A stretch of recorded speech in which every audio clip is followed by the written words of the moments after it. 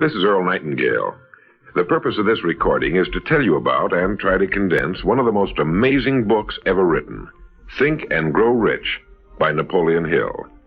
Without question, this single book has had a greater influence on the lives, accomplishments, and fortunes of more individuals than any other work of its kind. All over the free world, there are literally thousands of successful men in all lines of work who are where they are today because they once picked up and bought a copy of Think and Grow Rich, and they'll be quick to tell you so. I first discovered this remarkable book in the fall of 1949. It was of enormous help to me. It helped me decide once and for all how I was to accomplish my goal. It unified my thinking and gave me a straight, clear road to the point I had decided to reach. One of my closest friends found the book several years ago and stayed home for 3 days reading and digesting its material, and he then went on to reach the top in his industry. I've sat in richly paneled, carpeted executive offices and listened to world-famous business leaders, some of them old enough to be my father, tell me that everything worked out fine after they had read Think and Grow Rich. Now, what's the secret of this amazing book? Why has this book, out of all the thousands of self-help books, remained the one towering giant? I think to understand this, you have to know Napoleon Hill as I do. He certainly was not the first man to be appalled at the poverty and seemingly endless struggle and lack of direction he saw about him as a boy and as a young man, nor was he the first to write on the subject. But he possessed two unique, highly developed abilities seldom found in one man. The first was in the manner in which he approached his subject. Napoleon Hill went after the answers to achievement in the same way a scientist seeks to open to the light of reason a secret of nature.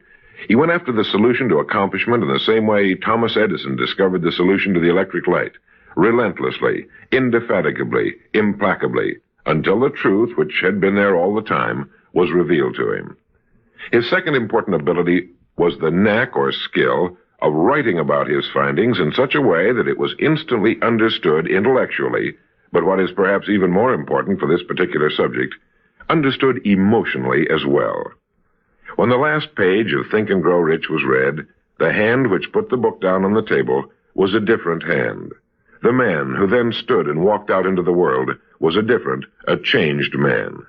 The suffocating, entangling webs of self-imposed frustration and indirection had fallen away, and now the way was clear.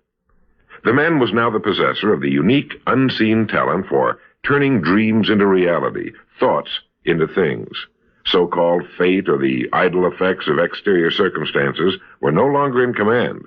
He who had been a passenger was now, suddenly, the captain. To begin, we have to understand the simple truth, the principle or philosophy which lies as the supporting structure of this work.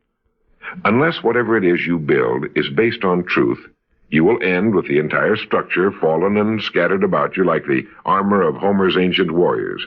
It simply cannot stand. It cannot withstand the test of time. The reason Think and Grow Rich has withstood the test of time is because it rests on the broad, clean foundation upon which may also be found every accomplishment of man, the clear, unchallengeable fact that everything begins with an idea. A philosophy based on the fact that riches of every kind begin with the state of mind, that one may start with nothing but thoughts, ideas, and organized plans. Thoughts are things, incredibly powerful things, when mixed with definiteness of purpose, persistence, and a burning desire for their translation into material objects or riches, riches being whatever it is you happen to want. Wise men have been saying this for centuries, and just recently Charles A. Cerami wrote, "The truth is that the human mind is as real an organism as any muscle in the body, but far greater in potential power. And, like muscle fiber, it can be strengthened to lead on to unimagined conquests." So this, then, is the truth on which Think and Grow Rich is based. If you know what you want, and if you want it strongly enough to muster the kind of persistence that simply cannot be stopped, you will most certainly achieve it. By controlling your mind, you can control your destiny here on Earth. With this as our foundation, let's talk about Napoleon Hill's famous 13 proven steps to riches as found in his book, Think and Grow Rich. Remembering, of course, that riches are whatever it is you happen to want. And now, Napoleon Hill's famous 13 principles. The first principle, desire. Here is the starting point for all achievement, the first step toward riches. But it's right here that we so often run into a stumbling block. A person will say, I know what I desire, but can I get it? We'll get into this business of doubt later, but once and for all, let's clear up this point. This point of whether or not you can accomplish that which you desire with all your heart. I think it was best expressed by Emerson, who wrote, "There is nothing capricious in nature, and the implanting of a desire indicates that its gratification is in the constitution of the creature that feels it." In other words, you would not have the desire unless you were capable of its achievement. Each of us has a built-in governor, and our desires are modified by our abilities and leanings. Whatever it is that you desire with all your heart, understand once and for all that it can and should be yours. In Think and Grow Rich, Napoleon Hill cites example after example of why your burning desire is nothing more than an accurate picture of what you will one day become. So right here, firmly establish in your mind that which you desire more than anything else. For, as Helvetius put it, by annihilating the desires, you annihilate the mind. Every man without passions has within him no principle of action, nor motive to act. A good way to determine whether or not you really have a burning desire is to examine the way you go after it. If you go after that which you think you desire tentatively, timidly, in an attempt to play it safe, you don't have a burning desire at all. You can't get to second base if you keep one foot on first. But if you're willing to burn your bridges behind you and say once and for all, this is it, this is what I will do, and I will never retreat, I'll never go back, then you have the sort of desire that can only end in success. It takes that kind of resolve to be able to keep picking yourself up after the falls you're bound to take. The only people who don't make mistakes are those who never try anything. The timid feeders in the lagoon who never venture into the broad, deep sea beyond. While these principles will work for anything you may want, a more harmonious home life, a more successful career, for our example, let's say your desire happens to be more money, to better care for your family and provide for your future years, to get your share of the prosperity that lies ahead. Napoleon Hill gives us 6 definite, practical steps to follow. 1. Fix in your mind the exact amount of money you desire. It is not sufficient merely to say, I want plenty of money. Be definite as to the amount. There's a psychological reason for definiteness, which will be described in a subsequent principle. Number 2, determine exactly what you intend to give in return for the money you desire. There's no such reality as something for nothing. 3, establish a definite date when you intend to possess the money you desire. And 4, create a definite plan for carrying out your desire and begin at once, whether you're ready or not, to put this plan into action. 5, write out a clear, concise statement of the amount of money you intend to acquire, name the time limit for its acquisition, state what you intend to give in return for the money, and describe clearly the plan through which you intend to accumulate it. 6, read your written statement aloud twice daily, once just before retiring at night, and once after arising in the morning. As you read, see and feel and believe yourself already in possession of the money, or whatever your goal happens to be. It's important that you follow these instructions to the letter, for this is by far the most important of the 13 principles, and this chapter of the book ends with these words. Through some strange and powerful principle of mental chemistry, which she has never divulged, nature wraps up in the impulse of strong desire that something which recognizes no such word as impossible and accepts no such reality as failure. The second principle is faith. You never would have even thought of your main desire unless faith were tugging at your mind. And if you find it difficult at times to have faith in yourself, you can be certain that you can have faith in these principles. Napoleon Hill writes, faith is a state of mind which may be induced or created by affirmation or repeated instructions to the subconscious mind through the principle of conscious autosuggestion. Conscious autosuggestion simply means a suggestion by yourself to yourself, just as an autobiography is a biography written by the person it's about. By getting a mental image of yourself already having accomplished your main desire over and over again, you will muster the faith you need. Faith is vital to accomplishment. The Emperor Napoleon once said, "All the scholastic scaffolding falls as a ruined edifice before one single word, faith." Pascal said, "Faith affirms many things respecting which the senses are silent, but nothing which they deny. It is superior to their testimony, but never opposed to it." Goethe said, "Epochs of faith are epochs of fruitfulness, but epochs of unbelief, however glittering, are barren of all permanent good." And as Schlegel put it, "In actual life, every great enterprise begins with and takes its first forward step in faith." Have faith that you can accomplish that which you seek, for you would never have decided upon it unless it was meant for you to accomplish. In his chapter on faith, Napoleon Hill gives us a self-confidence formula.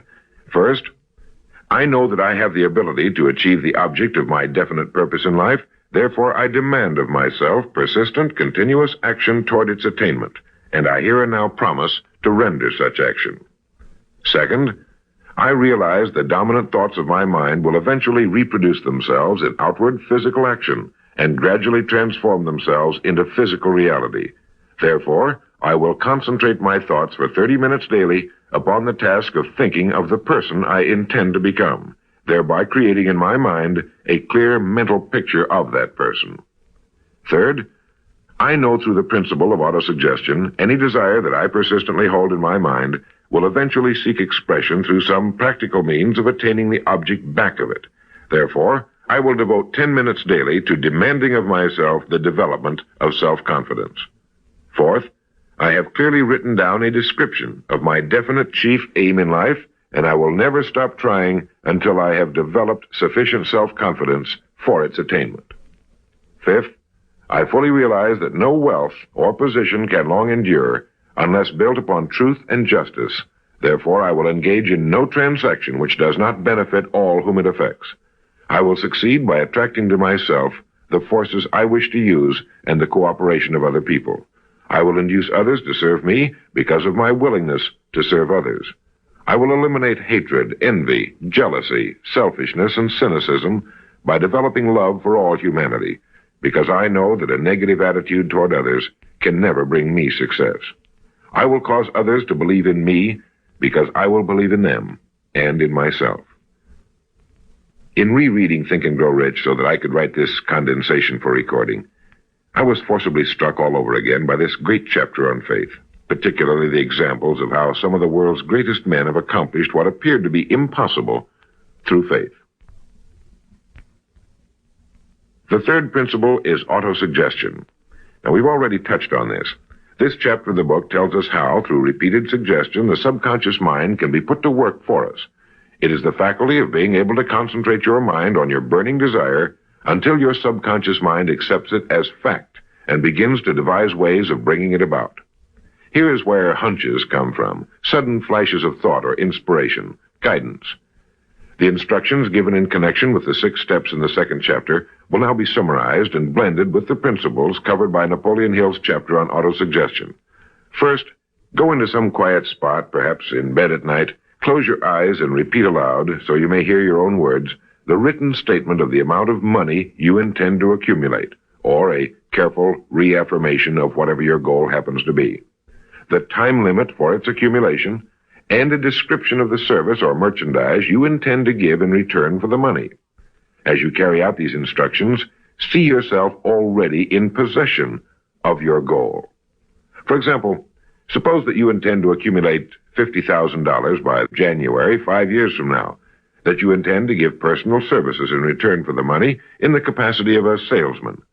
Your written statement of your purpose should be similar to the following. By the first day of January, I will have in my possession $50,000, which will come to me in various amounts from time to time during the interim. In return for this money, I will give the most efficient service of which I am capable, rendering the fullest possible quantity and the best possible quality of service in the capacity of salesman of, and here describe the product or service you intend to sell or whatever it is you do for a living. It goes on. I believe that I will have this money in my possession. My faith is so strong that I can now see this money before my eyes. I can touch it with my hands. It is now awaiting transfer to me at the time and in the proportion that I deliver the service I intend to render in return for it. I am awaiting a plan by which to accumulate this money, and I will follow that plan when it is received. Second, repeat this program night and morning until you can see in your imagination the money you intend to accumulate. Third, place a written copy of your statement where you can see it night and morning and read it just before retiring and upon arising until it's been memorized. As you carry out these instructions, you are applying the principle of autosuggestion. The fourth principle is specialized knowledge. It is here that I think Napoleon Hill makes a very important point. Knowledge is power only to the extent that it is organized into a definite plan of action and directed to a definite end. To quote from the book, "Before you can be sure of your ability to transmute desire into its monetary equivalent, you will require specialized knowledge of the service, merchandise, or profession which you intend to offer in return for fortune. Perhaps you may need much more specialized knowledge than you have the ability or the inclination to acquire. And if this should be true, you may bridge your weakness through the aid of your Mastermind group. More on this later, but for now realize that you must learn all you can about your specialty. Set aside a definite time every day for learning more about what it is you do for a living. Take the courses that are offered on your subject and associate with men who know your business well." The fifth principle is imagination. The imagination is literally the workshop wherein are fashioned all plans created by man. The impulse, the desire, is given shape, form, and action through the aid of the imaginative faculty of the mind. It has been said that man can create anything he can imagine. As Napoleon Hill says and teaches, whatever the mind of man can conceive and believe, it can achieve. Man's only limitation within reason lies in his development and use of his imagination and subsequent motivation to action. The great leaders of business, industry, finance, and the great artists, musicians, poets, and writers became great because they developed the power of self-motivation. Incidentally, one of the best books ever put together on this subject, if not the greatest, is Success Through Positive Mental Attitude by Napoleon Hill and W. Clement Stone. I suggest you get a copy from your bookstore at your earliest convenience. As you go about your daily work, think constantly of ways in which it could be done better, more efficiently. Think of the changes that are inevitable. Can they be made now? And if you feel limited, remember the words of the late Frank Lloyd Wright. He said, "The human race built most nobly when limitations were greatest, and therefore when most was required of imagination in order to build it all. Limitations seem to have always been the best friends of architecture." As you build your future from this point onward, don't concern yourself with limitations, but remember that they may be your best friends, since they require imagination if we're to rise above them. And as Beecher said, the soul without imagination is what an observatory would be without a telescope. The sixth principle is organized planning. You have decided on your desire, your goal. Now let's organize the plan for its accomplishment, right on schedule. Let me quote again from Think and Grow Rich. "You have learned that everything man creates or acquires begins in the form of desire. The desire is taken on the first lap of its journey from the abstract to the concrete in the workshop of the imagination, where plans for its transition are created and organized. Earlier, you were instructed to take 6 definite practical steps as your first move in translating the desire for whatever you want into its physical equivalent. One of these steps is the formation of a definite practical plan or plans through which this transformation may be made. 1.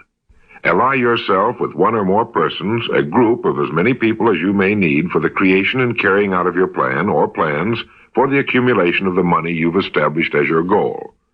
Making use of the Mastermind principle. This is important. 2.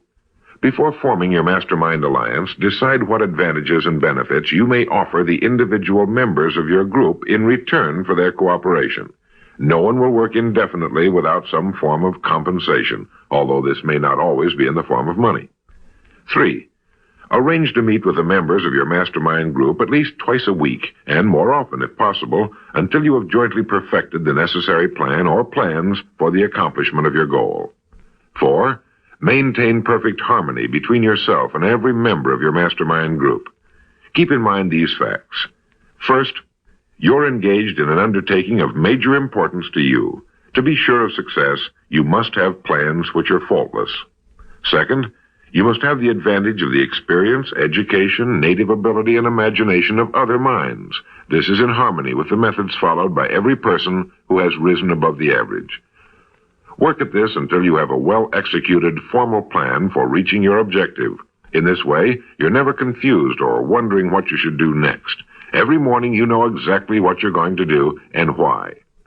It is in this chapter of Think and Grow Rich that Napoleon Hill gives us his 11 qualities of leadership. 1. Unwavering courage. 2. Self-control. 3. A keen sense of justice. 4. Definiteness of decision. 5. Definiteness of plans. 6. The habit of doing more than paid for. 7. A pleasing personality. 8. Sympathy and understanding. 9. Mastery of detail. 10. Willingness to assume full responsibility. And 11. Cooperation. The chapter on organized planning is one of the largest and most important in the book. It goes without saying that a man without a plan to follow is like a ship without a course. No place to go, with disaster a probability. The 7th principle, decision. The mastery of procrastination. To quote, accurate analysis of over 25,000 men and women who had experienced failure disclosed the fact that lack of decision was near the head of the list of the 30 major causes of failure. This is no mere statement of a theory, it is a fact. Procrastination, the opposite of decision, is a common enemy which every man must conquer. Analysis of several hundred people who had accumulated fortunes well beyond the $1 million mark disclosed the fact that every one of them had the habit of reaching decisions promptly and of changing these decisions slowly if and when they were changed. People who fail to accumulate money, without exception, have the habit of reaching decisions, if at all, very slowly, and of changing these decisions quickly and often. A definite objective makes reaching prompt decisions that much easier. Napoleon Hill gives many examples, one of which is the case of Henry Ford. One of Henry Ford's most outstanding qualities was his habit of reaching decisions quickly and definitely and changing them slowly. This quality was so pronounced in the late Mr. Ford that it earned for him the reputation of being obstinate. It was this quality which prompted Mr. Ford to continue to manufacture his famous Model T, the world's ugliest but for the time most practical car, when all of his advisors and many of the purchasers of the car were urging him to change it. Perhaps he delayed too long in making the change, but the other side of the story is that his firmness of decision yielded a huge fortune before the change in model became necessary, and the company is certainly none the worse for it today. When you make up your mind, stay with it. The majority of people who fail to make the grade are generally easily influenced by the opinions of others, easily swayed. They permit the newspapers and the gossiping neighbors to do their thinking for them. Opinions are the cheapest commodities on earth. Keep your own counsel when you begin to put into practice the principles we're describing here. By reaching your own decisions and following them, take no one into your confidence except the members of your mastermind group, and be very careful in your selection of this group, that you choose only those who will be in complete sympathy and harmony with your purpose. Close friends and relatives, while not meaning to do so, often handicap one through opinions and sometimes through ridicule. Thousands of men and women carry inferiority complexes with them all through life because some well-meaning but ignorant person destroyed their confidence through opinions or ridicule. If a decision is worth anything at all, it's worth sticking to until it's been completely worked. The 8th principle, persistence. Napoleon Hill defines persistence as the power of will. Willpower and desire, when properly combined, make an irresistible pair. Persistence to an individual is what carbon is to steel. In uncounted thousands of cases, persistence has stood as the difference between success and failure. It is this quality more than any other that keeps the majority from great accomplishment. They'll try a thing, but as soon as the going gets tough, they fold. Experience with thousands of people has proved that lack of persistence is a weakness common to the majority of men. It is a weakness which may be overcome by effort. If you're to accomplish the desire you've set for yourself, you must form the habit of persistence. Things will get dark. It will seem as though there's no longer any reason to continue. Everything in you will tell you to give up, to quit trying. And it's right here that the men are separated from the boys. It's right here that if you'll go that extra mile and keep going, that the skies will clear, and you'll begin to see the first signs of the abundance that is to be yours because you had the courage to persist. With persistence will come success. Persistence is a state of mind. Therefore, it can be cultivated. Like all states of mind, persistence is based upon definite causes, among them these. 1, definiteness of purpose, knowing what you want. 2, desire. 3, self-reliance. 4, definiteness of plans. 5, accurate knowledge, knowing that your plan is sound. 6, cooperation. Sympathy, understanding, and harmonious cooperation with others tend to develop persistence. 7, willpower. 8, habit. Persistence is the direct result of habit. The 9th principle, power of the mastermind. It is in this section that Napoleon Hill describes the importance of forming a group of individuals sympathetic to your desire. They may be individuals with similar plans. A mastermind group can be made up of 2 or more individuals. No 2 minds ever come together without thereby creating a third invisible, intangible force, which may be likened to a third mind. You may have noticed many times that by discussing something with another individual, you suddenly get good ideas as a result of this association. Ideas you would not have gotten without this association. The same thing happens to the other person. A lot of good ideas have been born in individual minds as a result of having met in committee. Associating with your mastermind group is not meant as a means of letting others do your thinking for you. Far from it. It is to stimulate your own thinking through the association with other minds. No one knows everything. The more sympathetic minds you get together, and by sympathetic I mean working for a common purpose, the more related information is going to be available. And great ideas are a combination of related information. So pick the member or members of your mastermind group with care. Make sure they're people you respect and who are hard-working and conscientious.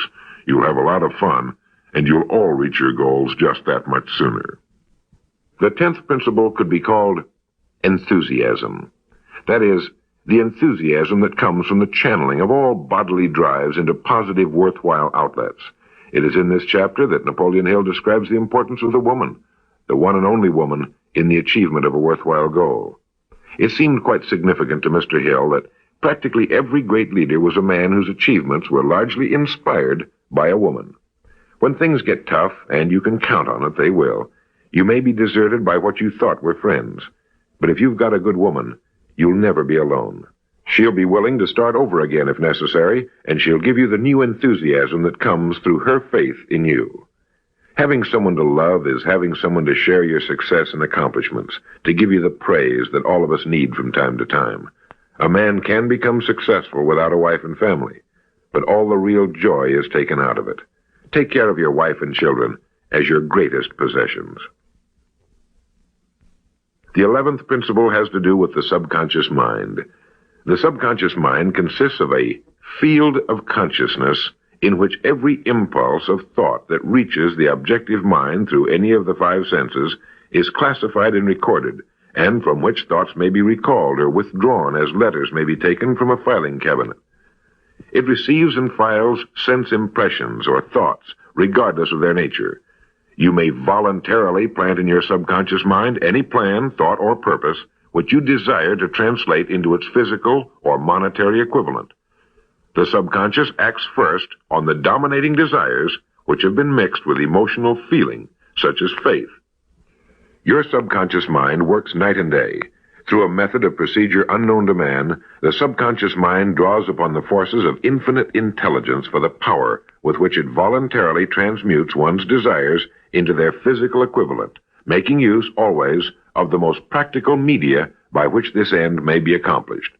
You cannot entirely control your subconscious mind, but you can voluntarily hand over to it any plan, desire, or purpose which you wish transformed into concrete form. No one knows very much about what we call the subconscious or unconscious mind.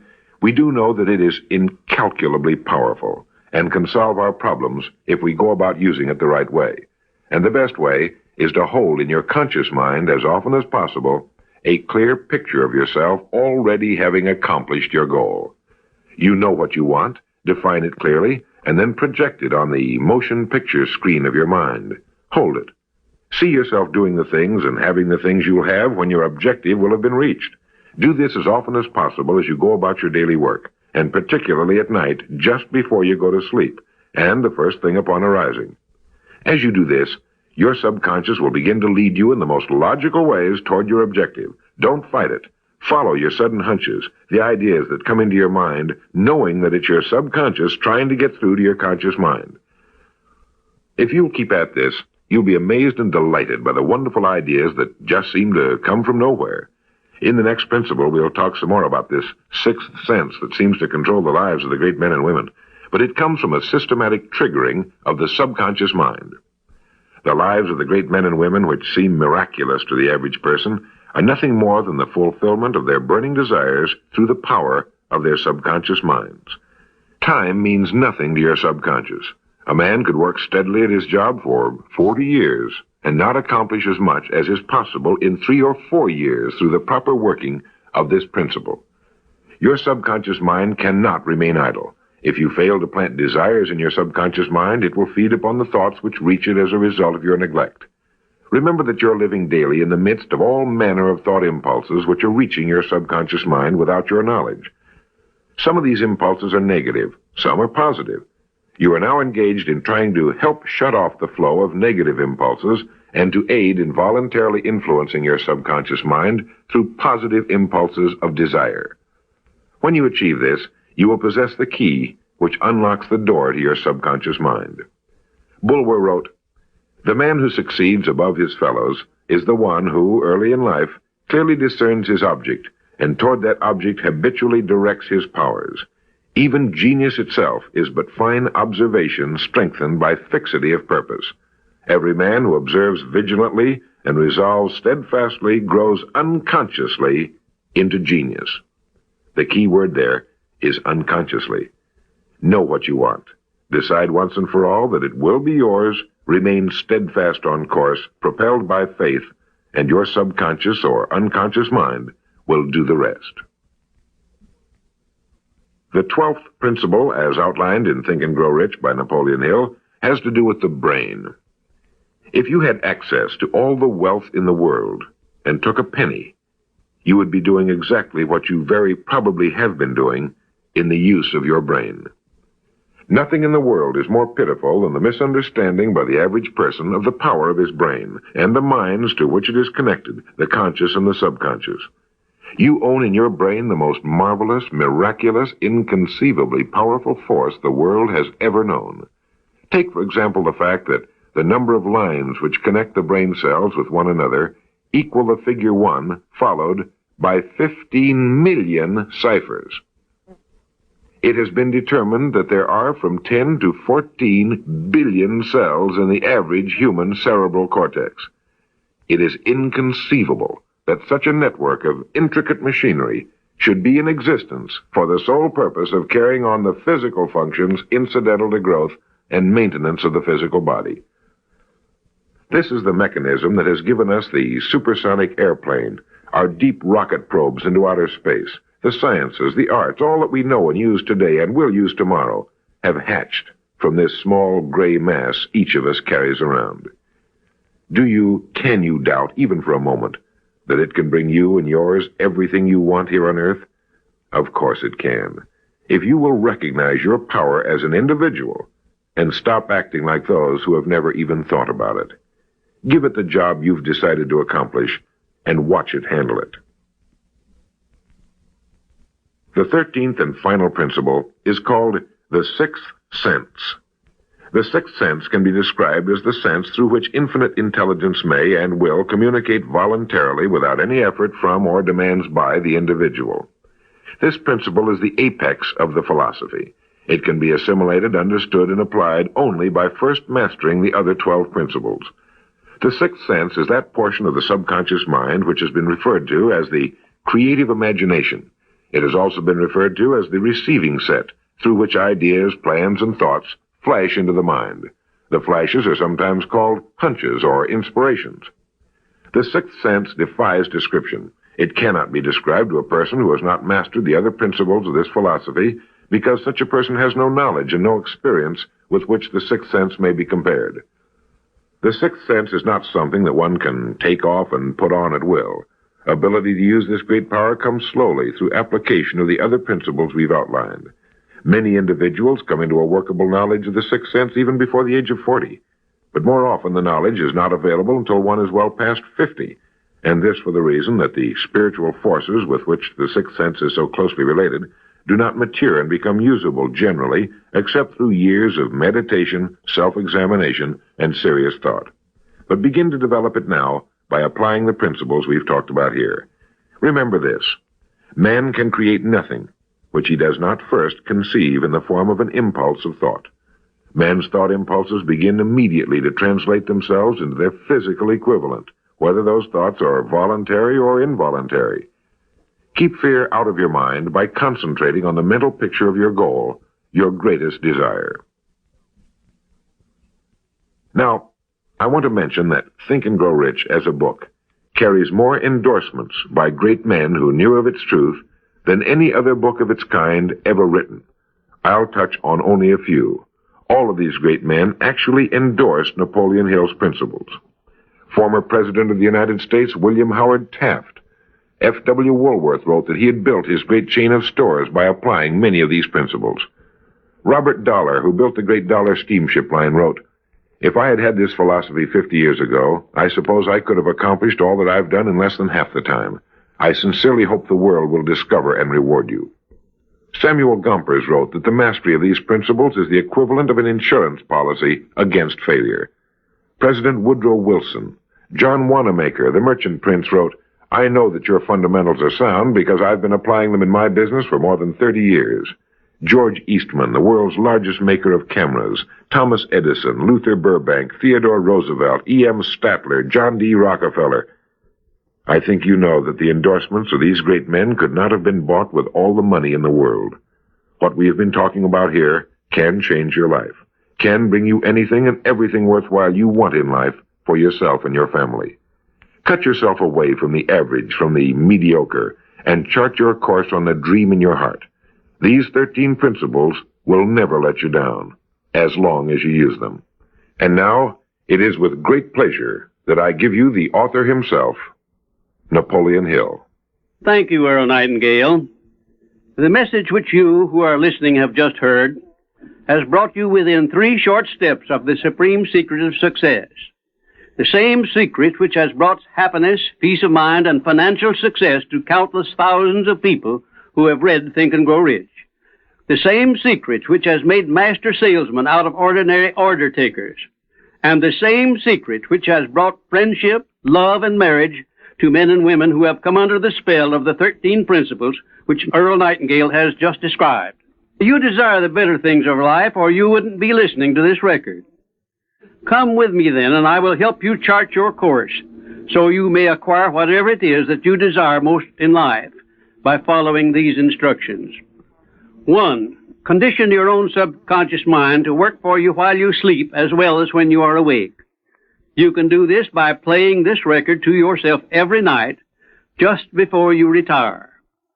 Then, before you go to sleep, after hearing the record, write out a clear statement of what you wish to accomplish the following day, and request your subconscious mind to work during the night and provide you with the plan you will need to achieve your purpose. 2. Form a personal mastermind group of 2 or more people who are closely associated with you. They can be members of your family, your business, or your professional associates, or people who work where you are employed. And play this record in their presence at least once a week. After you have done this, engage in a friendly roundtable discussion of the 13 success principles, and request each person in the group to participate and to look for inspirational ideas which may help him or her to become more successful. 3. Beginning now, follow the habit of rendering more service and better service than that which is expected of you. and do it in a pleasing, positive mental attitude. This will make friends for you, it will increase the value of your services, and it will attract opportunities by which you may get from life whatever it is that you most desire. Follow these instructions to the letter, and you will surely see the day when you can express a prayer of gratitude for having had the privilege of hearing and acting on the message which Earl Nightingale has given you through this record. And now, may I reach out across the space and the time which separate us and offer you a hand of friendship and a sincere prayer that you will be blessed with a richer and a fuller life because of this message. Your big opportunity may be right where you are now. Follow these instructions faithfully, and it will reveal itself to you. This is Napoleon Hill saying, don't search for opportunity in the distance, but recognize it and embrace it right where you are.